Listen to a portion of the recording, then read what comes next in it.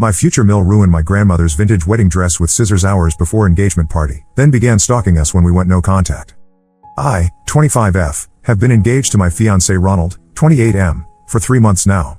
We've been together for 4 years, and I thought I knew his family well enough. His mother Linda, 49F, and father Robert, 51M, always seemed friendly when we visited. His older sister Patricia, 31F, lives across the country, so I've only met her twice at family gatherings. Ronald proposed to me last December, and we planned our engagement party for March. Everything was going smoothly until the dress situation came up. My grandmother Helen passed away 2 years ago, and she left me her wedding dress from 1952. It's a beautiful ivory silk dress with delicate lace sleeves and pearl buttons down the back. The dress holds enormous sentimental value because my grandmother wore it when she married my grandfather after he returned from the Korean War. When I told Ronald about wearing the dress to our engagement party, he loved the idea. The dress needed some alterations since my grandmother was taller than me, but it was nothing major. I took it to a seamstress who specializes in vintage clothing, and she did an amazing job. The dress looked perfect on me. 2 weeks before the engagement party, Linda came over to our apartment to help with planning. She asked to see the dress, so I showed it to her. She examined it closely, touching the fabric and looking at the construction. She commented that it was very old-fashioned and asked if I was sure I wanted to wear something so outdated to such an important event. I explained the sentimental value and told her how much it meant to me to honor my grandmother's memory. Linda nodded and said she understood, but her tone seemed off. She kept making comments about how modern brides usually prefer contemporary styles. She suggested we go shopping together for a new dress, saying she would pay for it as an engagement gift. I thanked her but declined, explaining again how important it was for me to wear my grandmother's dress. The conversation became awkward when Linda started talking about family traditions. She mentioned that in her family, mothers always helped choose their daughters-in-law's important dresses. She said her own mother had helped pick her wedding dress, and she had helped Patricia choose hers for her wedding 5 years ago. Linda seemed to take my decision as a personal rejection of her involvement in the wedding preparations. Ronald noticed the tension and tried to smooth things over. He told his mother that he supported my choice completely and that he thought the vintage dress was perfect for me. Linda didn't argue further, but she left our apartment earlier than planned that evening. Over the next week, Linda called me 3 times to discuss the dress. Each conversation followed the same pattern. She would start by asking about other wedding preparations, then gradually steer the conversation toward the dress. She kept suggesting alternatives and offering to take me shopping. She even found pictures of modern engagement dresses online and texted them to me with messages about how beautiful they were. I started avoiding her calls because the pressure was becoming overwhelming. Ronald talked to his father Robert about it, and Robert said Linda was just excited about the wedding and wanted to help. He suggested we give her some other ways to be involved in the planning, which we did. We asked her to help choose the flowers and the menu for the engagement party. This seemed to calm her down for a few days. The engagement party was planned for a Saturday evening at Ronald's parents' house. They have a large backyard with a beautiful garden, and Linda had decorated it with string lights and flowers. About 40 people were invited, including both our families and close friends. I had the dress cleaned one final time and hung it carefully in our bedroom closet.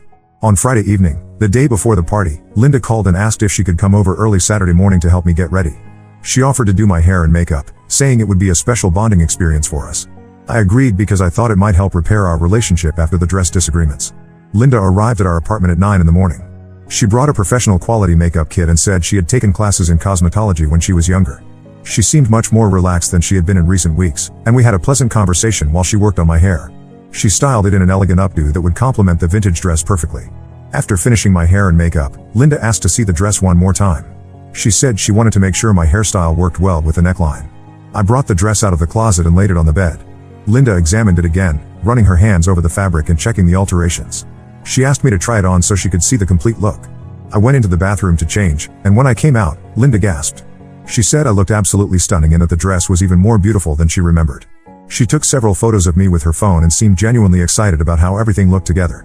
Linda then asked if she could make one tiny adjustment to the sleeves. She said they seemed slightly uneven and that she had some sewing skills that could fix the problem. She assured me it would only take a few minutes and would make the dress look even more perfect. I hesitated because I didn't want anything changed so close to the party, but Linda was very persuasive. She said she just wanted everything to be absolutely perfect for such an important day. I agreed to let her look at the sleeves, but I insisted on taking the dress off first. I changed back into my regular clothes and gave Linda the dress. She laid it on the bed and examined the sleeves closely with a small pair of scissors she had brought in her sewing kit. She said she could see exactly what needed to be fixed. What happened next still doesn't seem real to me. Instead of making a small adjustment to the sleeves, Linda began cutting large pieces off the dress. She cut off both sleeves completely, then started cutting the skirt shorter. I stood there in shock for several seconds before I could react. When I finally found my voice, I screamed at her to stop, but she had already destroyed most of the dress. Linda looked up at me with a strange expression and said the dress needed to be modernized. She claimed she was helping me by updating the style to something more appropriate for a young woman. She had cut off the beautiful lace sleeves, shortened the skirt by at least 8 inches, and removed several of the pearl buttons. The dress was completely ruined. I grabbed what was left of the dress from her hands and examined the damage. The alterations couldn't be undone. Decades of family history had been destroyed in less than 2 minutes. Linda stood there holding the scissors and pieces of fabric, still insisting that she had been trying to help. Ronald came running into the bedroom after hearing me scream. When he saw what his mother had done, his face went completely white. He stared at the destroyed dress for a long moment, then looked at his mother with an expression I had never seen before. He asked her what she had done, and Linda repeated her explanation about modernizing the dress. Ronald told his mother to leave our apartment immediately. Linda protested that she had been trying to help and that I was overreacting. She said the dress was just old fabric and that we could easily find a better replacement. Ronald raised his voice and told her to get out. Linda gathered her things and left, but not before making one final comment about how I was being ungrateful for her efforts to help. After Linda left, Ronald and I sat on the bed looking at the ruins of my grandmother's dress. The engagement party was supposed to start in 6 hours, and I had nothing appropriate to wear. More importantly, a precious family heirloom had been destroyed by someone I had trusted. Ronald apologized repeatedly for his mother's actions and said he couldn't understand what had possessed her to do such a thing. We called the engagement party off. Ronald contacted all the guests and explained that we had a family emergency. Most people were understanding, though we didn't give details about what had happened. Ronald's father Robert called an hour later asking what was wrong, and Ronald told him everything. Robert was silent for a long time, then said he would talk to Linda. The rest of Saturday was spent dealing with the aftermath.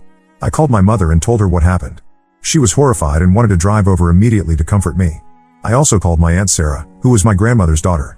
She had been looking forward to seeing me wear the dress and was devastated when I told her it had been destroyed. Ronald tried calling his mother several times, but she didn't answer. Robert called back in the evening and said Linda was claiming the whole thing was a misunderstanding. According to her version of events, she had been trying to make minor adjustments and had accidentally cut too much. Robert didn't sound convinced by her explanation, but he asked us to consider that it might have been an honest mistake. I couldn't sleep that night. Every time I closed my eyes, I saw Linda cutting up my grandmother's dress. The loss of the dress was heartbreaking, but the betrayal was worse. Linda had deliberately destroyed something she knew was irreplaceable and meaningful to me. Her excuse about modernizing the dress proved it wasn't an accident.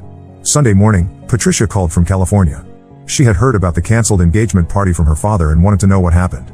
Ronald told her the whole story, and Patricia was quiet for a long time. Finally, she said something that made my blood run cold. She told Ronald that their mother had done something similar when Patricia got married. Patricia explained that Linda had insisted on being heavily involved in her wedding preparations. When Patricia chose a dress that Linda disapproved of, Linda had tried to convince her to change it. Patricia had refused, and Linda had backed down at the time. However, the week before the wedding, Linda had taken the dress to be altered without Patricia's permission. The seamstress had made changes that Patricia hated, but it was too late to fix them before the wedding. This information changed everything. Linda's destruction of my dress wasn't a misunderstanding or an accident. It was a deliberate act by someone who couldn't accept that other people had the right to make their own choices about important events in their lives. Ronald was shaken by his sister's revelation. He had always seen his mother as loving but perhaps a bit controlling. Learning that she had a pattern of interfering with important family events made him question everything he thought he knew about her character. We decided that we needed some time to figure out how to handle the situation before having any contact with Linda. Ronald turned off his phone after receiving several text messages from his mother asking why we were ignoring her calls. Robert continued to call periodically, asking us to reconsider and give Linda a chance to explain herself properly. The engagement party was rescheduled for the following month, but the damage to our relationship with Linda seemed permanent. I couldn't imagine ever trusting her again, and Ronald was struggling with the realization that his mother was capable of such deliberate cruelty. The destroyed dress couldn't be replaced, and neither could the trust that had been broken along with it. Update 1. Several people asked for an update, so here's what has happened since I posted originally.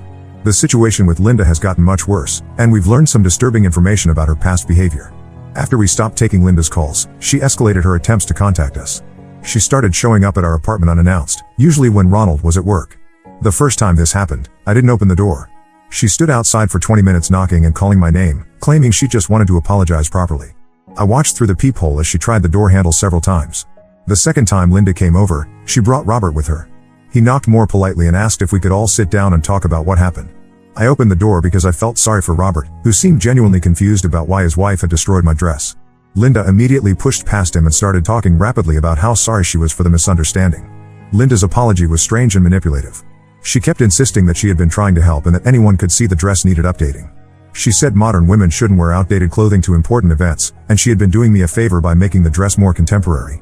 When I pointed out that she had completely destroyed an irreplaceable family heirloom, she dismissed my concerns by saying we could find something even better at a bridal shop. Robert looked increasingly uncomfortable as his wife spoke. He interrupted her several times to suggest that she focus on apologizing rather than defending her actions. Linda ignored him and continued explaining why she thought the dress had needed to be changed. She seemed genuinely unable to understand why I was upset about losing my grandmother's dress. The conversation became heated when Linda suggested that I was being overly dramatic about the situation. She said young women today were too sentimental about old things and needed to focus on the future instead of the past. She also implied that Ronald and I were being disrespectful to her by refusing to accept her apology and move on from the incident. Ronald arrived home while Linda was still talking. He had been working late to avoid dealing with his mother, but Robert had texted him asking him to come home for the conversation. Ronald listened to his mother's continued justifications for about 5 minutes before asking both his parents to leave. Linda protested that they hadn't finished resolving the situation, but Ronald held firm. After his parents left, Ronald told me that his sister Patricia had called him at work with more information about Linda's behavior. Patricia had been thinking about our situation and remembered several other incidents involving their mother's need to control important family events. She promised to call me directly to share these stories. Patricia called me the next evening and spent over an hour describing her experiences with Linda's controlling behavior. The wedding dress incident I mentioned in my original post was just one example. Patricia also told me about Linda's interference in her choice of college, her career decisions, and even her selection of a house after she got married. The most disturbing story Patricia shared involved Linda's behavior during Patricia's first pregnancy. Patricia had chosen to have a natural birth without pain medication, and she had researched the decision extensively. Linda disagreed with this choice and spent months trying to convince Patricia to change her mind. When Patricia refused to budge, Linda called Patricia's doctor's office and tried to pose as Patricia to change her birth plan. Patricia only discovered what her mother had done when the hospital called to confirm the changes to her medical records. The doctor's office had been suspicious of the call and wanted to verify the changes directly with Patricia. Linda denied making the call when confronted, but the hospital had recorded the conversation, and the voice was clearly hers. These stories helped me understand that Linda's destruction of my dress wasn't an isolated incident of poor judgment. She had a long history of trying to override other people's decisions when they didn't align with her preferences. The pattern suggested that she genuinely believed she knew better than everyone else about their own lives. Ronald was devastated to learn about these incidents. He had known his mother was opinionated and sometimes pushy, but he hadn't realized the extent of her interference in Patricia's life. He felt guilty for not protecting me better from someone he now recognized as having serious boundary issues. Robert called Ronald a few days after Patricia's revelations and asked to speak with him privately. They met for coffee, and Robert shared his own concerns about Linda's behavior. He admitted that he had been making excuses for his wife's controlling tendencies for years because he didn't want to deal with the conflict that came with confronting her. Robert told Ronald that Linda had become increasingly controlling over the past decade. He couldn't pinpoint when the behavior had started getting worse, but he had noticed that she seemed unable to accept when other people made choices she disagreed with. He had hoped that she would eventually grow out of this phase, but the dress incident had made him realize that the problem was getting worse instead of better. The conversation with his father helped Ronald understand that we weren't overreacting to the dress situation. Even Linda's own husband recognized that her behavior was problematic and had been escalating over time. Robert didn't offer any solutions, but he promised not to pressure us to reconcile with Linda until she acknowledged the seriousness of what she had done. Meanwhile, Linda continued her campaign to force a reconciliation. She sent me long text messages explaining her perspective on the dress incident and asking me to consider her feelings. She also started calling my mother directly, claiming that she wanted to apologize to our entire family for the misunderstanding. My mother was polite but firm with Linda. She listened to Linda's explanations but told her that destroying someone's family heirloom was unacceptable regardless of the motivation. Linda became defensive and started arguing with my mother about whether the dress had really been that important. My mother ended the conversation and blocked Linda's number after Linda suggested that my grandmother probably would have wanted the dress updated anyway.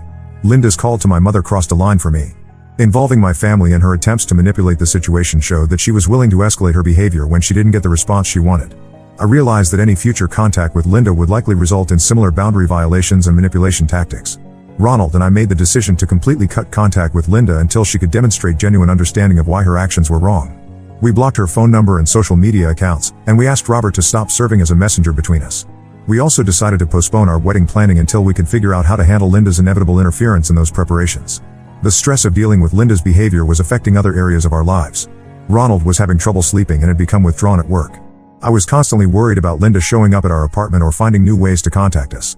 We realized that we needed to take more drastic steps to protect ourselves from her manipulation and boundary violations. We decided to move to a new apartment across town. Our lease was up for renewal anyway, and relocating would make it harder for Linda to continue her harassment. We didn't tell Robert our new address, knowing that he would probably share the information with Linda despite his good intentions. The move took place 2 weeks ago, and we haven't heard from Linda since. Robert has respected our request not to serve as a go-between, though he texts Ronald occasionally to check on how we're doing. Patricia has been supportive throughout this process and has offered to talk to her mother about getting professional help for her controlling behavior. We rescheduled our engagement party for next month at a venue across town. Only people who support our decision to cut contact with Linda will be invited. Robert will be welcome if he chooses to attend without Linda, but we've made it clear that Linda is not invited to any of our future events until she can acknowledge the harm she caused and commit to changing her behavior. The destroyed dress is still a source of pain for me, but I'm beginning to focus more on protecting myself from future incidents rather than dwelling on what was lost. Linda's actions revealed her true character, and that information has helped us make better decisions about how much access to give her to our lives going forward. Update 2: the situation with Linda has taken several unexpected turns, and we've discovered that her problematic behavior extends far beyond what we initially knew. Robert has also made some decisions that have surprised everyone in the family. Our new apartment has been peaceful, and Linda seemed to have stopped trying to contact us directly. However, we started noticing some strange things happening around the time of our rescheduled engagement party. Someone had been asking our neighbors questions about our schedules and daily routines. Our building manager mentioned that a woman matching Linda's description had tried to get access to our floor by claiming to be delivering a package. The engagement party went well despite these concerning developments. Robert attended alone and seemed to enjoy celebrating with us. He looked more relaxed than we had seen him in months, and he spent a lot of time talking to my parents and other family members. During the party, Robert pulled Ronald aside and shared some information that explained Linda's recent behavior. Robert told Ronald that Linda had been driving by our old apartment building regularly, apparently trying to figure out where we had moved. She had also been calling our former neighbors and some of Ronald's co-workers, asking them if they knew our new address. Robert had only learned about this behavior when one of Ronald's colleagues called him to ask if everything was okay with the family. More disturbing was Robert's revelation that Linda had been creating fake social media accounts to monitor our online activity. She had been screenshotting our posts and photos, then analyzing them for clues about our new location and daily schedules. Robert discovered this when he found printed copies of our social media posts in Linda's car, along with handwritten notes about places we had been photographed. Robert seemed ashamed as he described Linda's stalking behavior. He said he had confronted her about it, but she insisted that she was just trying to find a way to apologize properly for the dress incident. Linda claimed that we were being unreasonable by refusing to give her a chance to make things right, and she felt justified in taking these steps to restore contact with us. The conversation with Robert made us realize that Linda's behavior had escalated beyond what we could handle on our own. Ronald and I decided to document all the incidents of harassment and stalking, and we filed a police report the following week. The police officer we spoke with said that Linda's behavior met the criteria for stalking under state law, and they would contact her to issue a formal warning. 2 days after we filed the police report, Patricia called with news that shocked everyone. Linda had been arrested for trespassing at Patricia's workplace in California. Patricia worked at a marketing firm downtown, and Linda had somehow gotten past building security and confronted Patricia in her office about our situation. According to Patricia, Linda had flown to California without telling anyone and had been trying to reach Patricia for several days. When Patricia didn't return her calls, Linda decided to show up at her workplace. Linda had told the security desk that she was Patricia's mother and that there was a family emergency, which is how she gained access to the building. Once Linda reached Patricia's office, she became agitated and started yelling about how Patricia and Ronald were turning the family against her. She demanded that Patricia call us and force us to speak with her. When Patricia refused and asked her mother to leave, Linda became more aggressive and started throwing things around the office. Patricia's co-workers called building security, who contacted the police when Linda refused to leave voluntarily. Linda was arrested for trespassing and disturbing the peace. She spent a night in jail before Robert could arrange to fly out and post bail for her. Patricia pressed charges and obtained a restraining order against her own mother. Robert called Ronald from California to explain what had happened. He sounded exhausted and said that Linda seemed to have completely lost touch with reality. During the flight home, Linda had insisted that Patricia, Ronald, and I were all part of some conspiracy to destroy her family relationships. She couldn't understand why her behavior was being seen as problematic by anyone. The arrest and restraining order seemed to be a wake-up call for Robert. When he returned home with Linda, he told her that she needed to get professional help for her behavior or he would file for separation. Linda refused to consider counseling and accused Robert of abandoning her when she needed support from her family. Robert moved out of their house the following week. He rented a small apartment across town and filed for legal separation from Linda. He sent Ronald a text message explaining his decision and apologizing for not taking action sooner to address Linda's escalating behavior. Robert said he finally understood that Linda's actions weren't just about grief over our engagement or disappointment about the dress situation. Linda's response to Robert's departure was to blame us even more intensely for destroying her marriage. She left voicemails on our old phone number claiming that we had manipulated her husband and daughter against her. She also sent letters to our old apartment building, which the manager forwarded to us. The letters contained increasingly bizarre theories about our motivations and accusations about our character. We shared these letters with the police officer handling our stalking complaint. The content was disturbing enough that the officer decided to issue a formal restraining order against Linda. We were also advised to vary our daily routines and to be alert for any signs that Linda might be following us or monitoring our activities. The restraining order was served on Linda 3 weeks ago. According to Robert, she became hysterical when she received the papers and accused the police of being part of the conspiracy against her. She tried to explain to the officers that she was the victim in the situation and that we were using the legal system to persecute her for trying to help with wedding preparations. Robert has been staying in regular contact with Ronald throughout this process. He seems relieved to be away from Linda's increasingly erratic behavior, but he's also struggling with guilt about the end of his marriage. He's started seeing a counselor to help him process 25 years of living with someone whose behavior had become progressively more controlling and manipulative. Patricia has been supportive from California, but she's also dealing with the aftermath of her mother's visit to her workplace. Her employer was understanding about the situation, but Patricia had to explain to her coworkers why her mother had been arrested in their office. She's considering changing jobs to get away from the awkwardness and potential professional consequences. We've been living quietly and trying to move forward with our wedding planning. The restraining order has given us some peace of mind, but we're still cautious about our daily routines and social media activity. We've decided to have a small, private wedding ceremony with only immediate family members who support our decision to maintain no contact with Linda. The whole experience has been eye-opening about how one person's refusal to respect boundaries can destroy multiple family relationships. Linda's inability to accept that she was wrong about the dress incident led to her losing contact with both her children, ending her marriage, and facing criminal charges.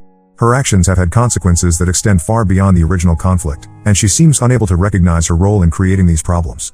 Update 3. This will be my final update on the Linda situation. Recent events have brought some closure to this long ordeal, though not in the way anyone expected. 3 weeks after my last update, Robert received a call from Linda's neighbor saying that Linda hadn't been seen for several days and her mail was piling up. Robert still had a key to their old house, so he went to check on her. He found Linda sitting in the living room surrounded by what he described as a shrine dedicated to Ronald and Patricia's childhood. Linda had covered the walls with old family photos, school projects, and awards from when Ronald and Patricia were young. She had arranged furniture to create pathways between different displays, and she had been sleeping on the couch instead of in the bedroom. Robert said the house smelled terrible because Linda hadn't been maintaining basic hygiene or cleaning routines. When Robert tried to talk to Linda, she seemed confused about current events. She asked him where Ronald was and said she needed to help him get ready for his high school graduation. She also mentioned needing to pick Patricia up from soccer practice. Robert realized that Linda was having some kind of mental health crisis and called emergency services. Linda was taken to a hospital for psychiatric evaluation. The doctors determined that she was experiencing a severe psychological break triggered by the stress of losing contact with her children and the end of her marriage. She was admitted to a residential treatment facility for intensive therapy and medication management. During Linda's evaluation, the medical team discovered that she had been experiencing symptoms of mental illness for several years. Robert provided information about her increasingly controlling behavior, her inability to accept other people's decisions, and her recent stalking and harassment activities. The doctors said these behaviors were consistent with certain personality disorders that had likely been developing gradually over time. Patricia flew home from California to help Robert deal with the situation. She spent several days cleaning their childhood home and sorting through Linda's belongings. Patricia told Ronald that their mother had been keeping detailed journals about our daily activities, including schedules she had pieced together from social media posts and information from people who knew us. The journals were disturbing evidence of how obsessed Linda had become with controlling our lives. She had written pages of analysis about our relationship, our career choices, and our wedding plans. She had also drafted letters that she planned to send to my employer and family members, describing me as a manipulative person who was destroying her son's life. Patricia and Robert decided to clean out the house completely and put it up for sale. Neither of them wanted to maintain the property while Linda was in treatment, and they weren't sure she would ever be stable enough to live independently again. They donated most of Linda's belongings to charity, keeping only a few items of sentimental value. The treatment facility recommended that Linda have no contact with family members during her initial recovery period. The doctors said that her obsession with controlling her children's lives was a major factor in her psychological break, and exposure to information about our lives could interfere with her progress. Robert and Patricia agreed to respect this recommendation. We received this news with mixed emotions. On one hand, it was a relief to know that Linda was getting professional help and wouldn't be able to continue her harassment. On the other hand, it was sad to see someone's mental health deteriorate so severely, even someone who had caused us significant problems. Ronald struggled with guilt about his mother's hospitalization. He wondered if we should have handled the dress incident differently or tried harder to maintain contact with Linda despite her problematic behavior. I reminded him that Linda's mental health issues were not caused by our decision to protect ourselves from her harassment and stalking. Robert has been the most affected by these recent developments. He blames himself for not recognizing the severity of Linda's mental health problems and not getting her help sooner. He's been attending therapy regularly and has made significant progress in understanding how Linda's behavior had affected the entire family over the years. Patricia decided to stay in California and has limited her contact with the situation to occasional phone calls with Robert. She said she needs distance from the family drama to focus on her own mental health and career. She plans to maintain no contact with Linda even after her treatment is completed, saying that she can't risk exposing herself to further manipulation and boundary violations. Ronald and I got married 2 weeks ago in a small ceremony attended by Robert, my parents, and a few close friends. The wedding was beautiful and peaceful, everything we had hoped it would be. Robert walked me down the aisle since my own father had passed away several years ago, and his presence made the day feel complete despite the absence of other family members. We haven't heard any updates about Linda's treatment progress, and we don't expect to for quite some time. The doctors said that recovery from her type of psychological break typically takes months or years, and there's no guarantee that she'll ever be able to maintain healthy relationships with family members. Robert is considering relocating to be closer to us, saying that he wants to build positive relationships with the family members who are still in his life. He's been a supportive father-in-law and seems to have learned from the mistakes he made in enabling Linda's behavior over the years. The destroyed wedding dress still represents a loss that can never be fully repaired, but it also served as an early warning about Linda's inability to respect boundaries. If she hadn't destroyed the dress, we might not have recognized the severity of her psychological problems until after we were married and potentially had children for her to try to control. We've learned valuable lessons about the importance of protecting ourselves from people who refuse to respect reasonable boundaries, even when those people are family members. Sometimes the kindest thing you can do for someone with serious mental health issues is to refuse to enable their harmful behavior, even if that means ending the relationship. Linda's situation has been a tragedy for everyone involved, but we're finally able to move forward with our lives without fear of harassment or stalking. We hope that she gets the help she needs and can eventually find peace, but we won't be part of that process. Some relationships can't be repaired, no matter how much love or effort you put into them. Now let's move to the next story. Story 2. I was the family disappointment until I exposed my sister's perfect life. Now my parents are in therapy. I never thought I'd be pouring my heart out on Reddit, but here I am. I'm Liam, 28M, and I've always been the responsible one in my family. Growing up, money was tight. My dad worked 2 jobs, as a mechanic during the day and a security guard at night. Mom picked up shifts at the local diner whenever she could. They did everything they could to keep food on the table and a roof over our heads. From a young age, I understood the value of hard work. I started mowing lawns and shoveling snow for neighbors when I was just 12, always saving half of what I earned. By 16, I was working part-time at the local grocery store, stocking shelves and bagging groceries. It wasn't glamorous, but it taught me the value of $1. My sister, Mia, 25F, had a different experience.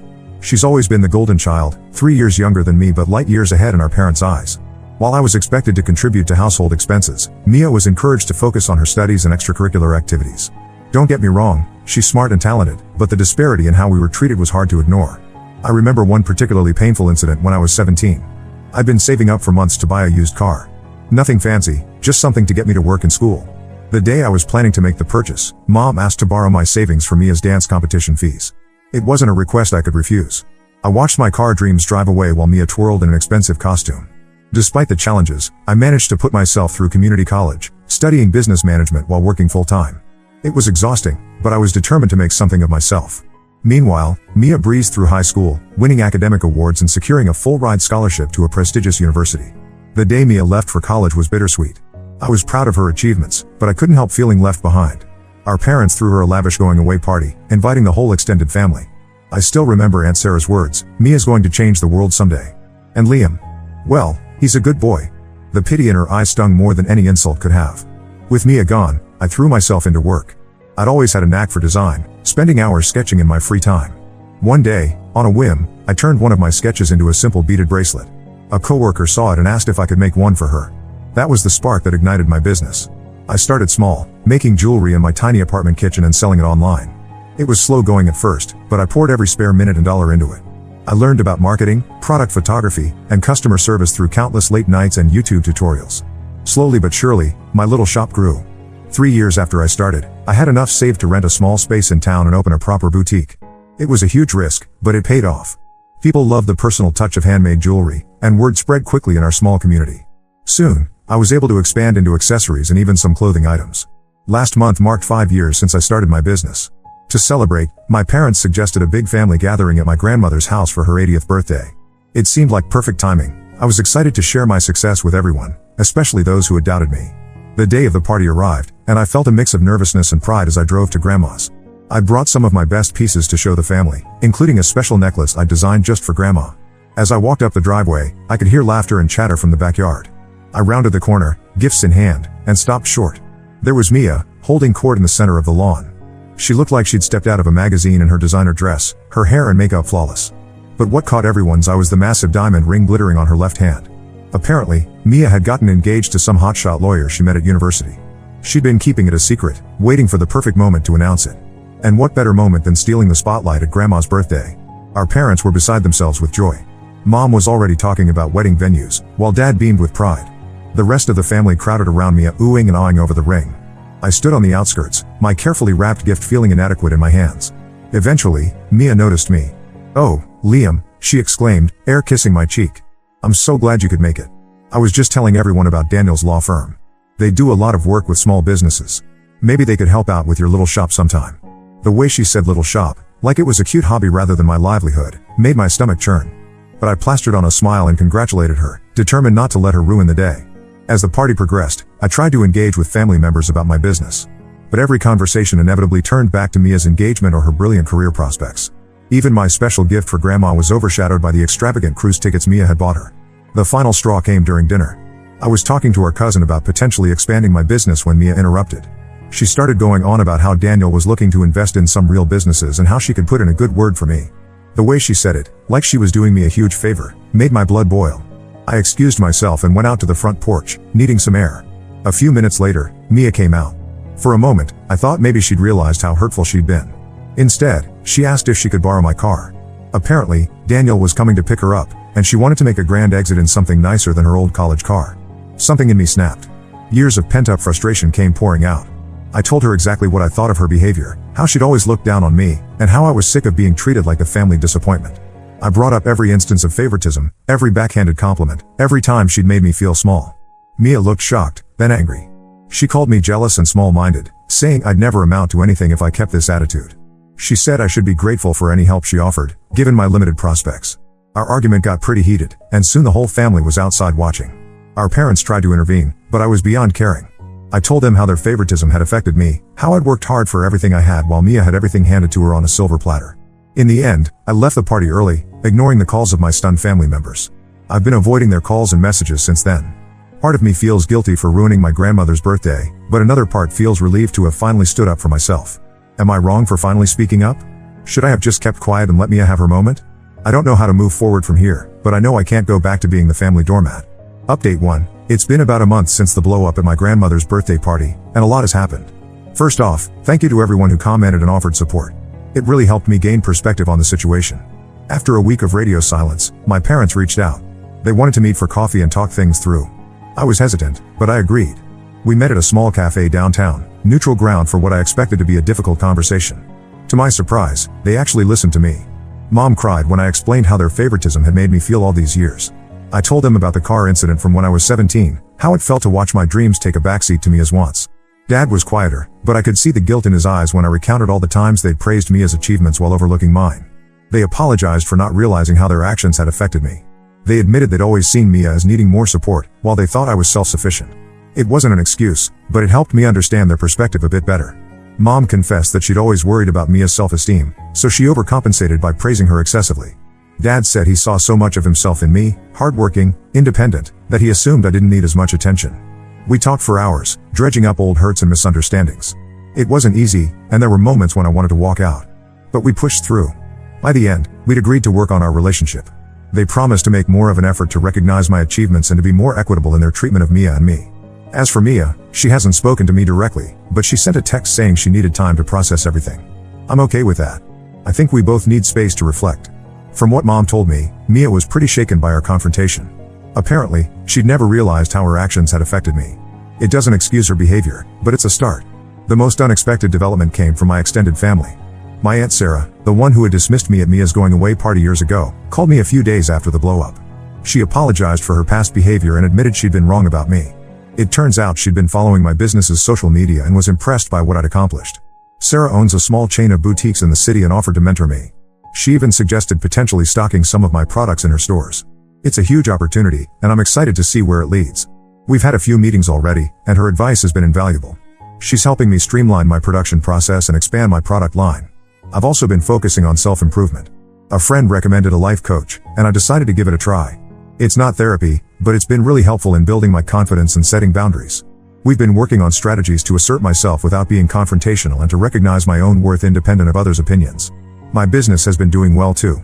The publicity from my aunt has brought in new customers, and I'm even hiring my first employee next week. It's a big step, but I feel ready for it. I've been putting in long hours to prepare for the expansion, but it feels good to see my hard work paying off. One of the most significant changes has been in how I view myself. For so long, I defined my worth by how my family saw me. Now, I'm learning to appreciate my own accomplishments. The other day, I caught myself smiling at my reflection, something I can't remember doing in years. I know there's still a long way to go in healing my family relationships, but for the first time in years, I feel hopeful. I'm learning that it's okay to stand up for myself and that my feelings are valid.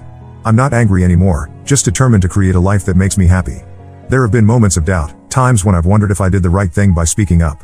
But then I look at how much has changed in just a month, and I know it was necessary. It's like lancing a wound, painful, but essential for healing. As for what's next, I'm taking it one day at a time. I'm focusing on my business, my personal growth, and rebuilding my family relationships on healthier terms. It's not always easy, but it feels right. For the first time in a long time, I'm excited about the future. Update 2. It's been 3 months since my last update, and things have taken an unexpected turn.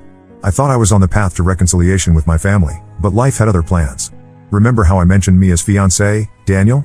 Well, it turns out he wasn't the knight in shining armor she made him out to be. About a month ago, Mia showed up at my apartment in tears. Her perfect relationship had imploded spectacularly. Apparently, Daniel had been using her to climb the social ladder. He came from old money but had been cut off by his family due to some shady business dealings. He saw Mia as his ticket back into high society. When he realized our family wasn't as well connected as he thought, he broke off the engagement and left Mia high and dry. To make matters worse, Mia had quit her job to plan their lavish wedding. She was suddenly unemployed, single, and completely lost. Despite our past issues, I couldn't turn her away. I let her crash on my couch while she figured things out. Living with Mia has been interesting. At first, she was a mess. She'd cry for hours, then get angry and lash out. I almost kicked her out several times, but something always stopped me. Maybe it was seeing her vulnerable for the first time, or maybe I just didn't want to stoop to her level. It brought back memories of when we were kids. Before the favoritism and competition took over, Mia and I were actually close. I remembered how we used to build blanket forts in the living room, how she'd come to me with scraped knees for me to bandage. Somewhere along the way, we lost that connection. Slowly, things started to change. Mia began to help out around the apartment. She took an interest in my business, even offering to model some of my jewelry for social media. We started talking, really talking, for the first time in years. One night, over a bottle of wine, Mia broke down and apologized for everything. She admitted she'd always been jealous of my independence and drive. Her put-downs were a way to make herself feel better about her own insecurities. It wasn't an excuse, but it was a start. She told me about the pressure she'd felt to live up to our parents' expectations, how she'd always felt like she was one misstep away from disappointing them. It made me see her in a new light. We'd both been damaged by our parents' behavior, just in different ways. As for our parents, they're trying. They call both of us equally now, and they've started therapy to work on their own issues. It's a slow process, but I can see they're making an effort. Last week, they came over for dinner, something that would have been unthinkable a few months ago. It was awkward at times, but it felt like a step in the right direction. My business continues to grow. The collaboration with my aunt has been a huge success, and I'm opening a second location next month. Mia's been helping out at the shop, and she's actually pretty good at it. She has an eye for display and customer service that complements my design skills. Mia's talking about going back to school for business management. She seems excited about the prospect of building something for herself, rather than trying to live up to others' expectations. It's strange to think that my little sister might end up working for me, but in a good way. I never thought I'd say this, but this whole mess might have been the best thing to happen to our family. We're not perfect, and we still have a long way to go, but for the first time, it feels like we're all on the same team. There are still moments of tension, old habits that die hard. But we're learning to communicate better, to address issues as they come up rather than letting them fester. It's not always easy, but it feels worthwhile. As I write this, Mia's in the other room, working on a business plan for her own accessory line. I can hear her muttering to herself as she crunches numbers. It makes me smile. For the first time in years, I feel like I have my sister back. Update 3, it's been 6 months since my last update, and I'm still amazed at how much has changed. Mia has been living with me this whole time, and I have to say, it's been good for both of us. Mia has really turned things around. She enrolled in a business management course at the local community college and has been applying herself like never before. It reminds me of when we were kids and she'd get so focused on a new hobby that she'd lose track of time. Only now, instead of friendship bracelets or skateboarding, it's financial projections and marketing strategies. She's also become an integral part of my business. Her social media skills have boosted our online presence, and sales have never been better. She has a knack for engaging with customers that I never quite mastered. The other day, I overheard her on the phone with a client, smoothly handling a complaint and turning it into a repeat customer. I couldn't help but feel proud. Our relationship has improved dramatically. We still bicker sometimes, we are siblings after all, but it's playful now, not malicious. We've been unpacking years of misunderstandings and hurt feelings. It's not always easy, but it's been incredibly healing. Last week, we stayed up late looking through old family photo albums. We laughed at our awkward school pictures and cringed at our fashion choices. But we also talked about the memories behind the photos, both good and bad. It felt like we were rediscovering our shared history, but this time without the competition and resentment. Our parents have made progress too.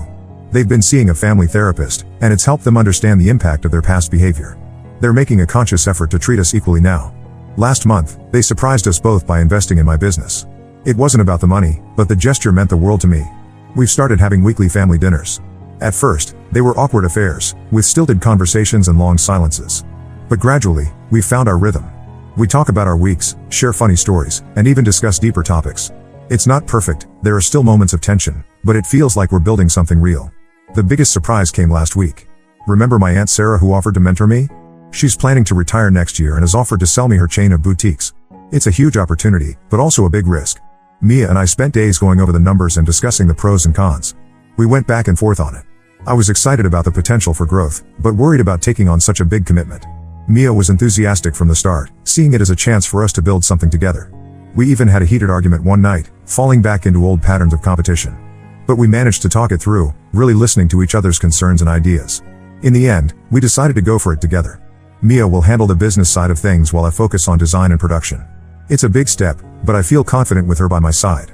We're meeting with Sarah next week to start hammering out the details. As for my original boutique, it's thriving. We've hired 2 more employees and are looking at expanding our online presence. Mia's been instrumental in streamlining our processes and improving our customer service. It's strange to think that just a year ago, I was doing everything on my own. Looking back, I can hardly believe how much has changed. From feeling like the family failure to running a successful business with my sister, it's been quite a journey. There have been ups and downs, moments of doubt and moments of triumph.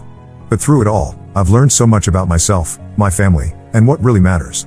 I've learned that sometimes, the worst moments in our lives can lead to the best outcomes if we're willing to be honest, vulnerable, and open to change. I've learned that it's never too late to heal old wounds and build new relationships. And I've learned that success means nothing if you don't have people to share it with. I know we'll face challenges ahead. Running a business with family isn't always easy, and we're bound to have disagreements. Our parents are still learning how to navigate their new relationship with us. And there's always the possibility that old habits could resurface. But for the first time, I feel like our family is truly united. We're not perfect, but we're trying, and that's what counts. We're learning to communicate, to support each other, and to celebrate each other's successes without feeling diminished. As I sit here writing this, I can hear Mia in the kitchen, humming as she makes dinner. Another new development. Turns out she's a pretty good cook when she puts her mind to it. Mom just texted to confirm our plans for the weekend, and Dad sent a terrible dad joke to our family group chat. It's these little moments that make me realize how far we've come. To anyone out there struggling with family issues, I want to say, it's okay to stand up for yourself. It's okay to demand respect and equal treatment. And it's okay if the path to healing isn't smooth. What matters is that you keep trying, keep communicating, and keep believing in the possibility of change. Thank you all for following my journey. Your support and advice have meant more than you know. Here's to new beginnings in the families we choose to build, whether they're the ones we're born into or the ones we create along the way.